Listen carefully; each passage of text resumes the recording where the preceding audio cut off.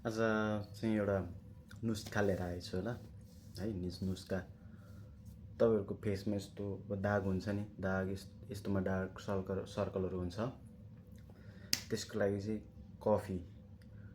Coffee यहाँ हेर्नु, कफीमा तपाईँको हनी हाम्रै किचनमा मिल्छ, त्यो मिक्स गरेर पेस्ट बनाएर लगाएर हैन, फेसमा मजाले लगाएर तपाईको 15-20 मिनट राखेर धुने गर्नु। हप्तामा 3 चोटि गर्नु हैन, तपाईको फेस यति क्लियर देखिन्छ, यति दामी देखिन्छ नि। कुनै क्रिम लगाउनु पर्दैन ल, कुनै पनि क्रिम लगाउनु पर्दैन, कुनै क्रिम किन्नु पर्दैन। यो मैले युज गरेको हो, मेरो फेसमा देख्न सक्नुहुन्छ हैन। यो म आफैले युज गर्छु, मैले ट्राई गरेको चिज हो, तपाईहरुलाई बताउँछु है त। तपाईहरु 1000, 1500, 2000 क्रिममा खर्च गर्नुहुन्छ, यो गर्नु एकचोटि। अनि लाइक एन्ड फलो गर्नु हैन। यस्तै भिडियोहरु हेर्न मन छ भने यसलाई शेयर गर्नु अरूसँग पनि है।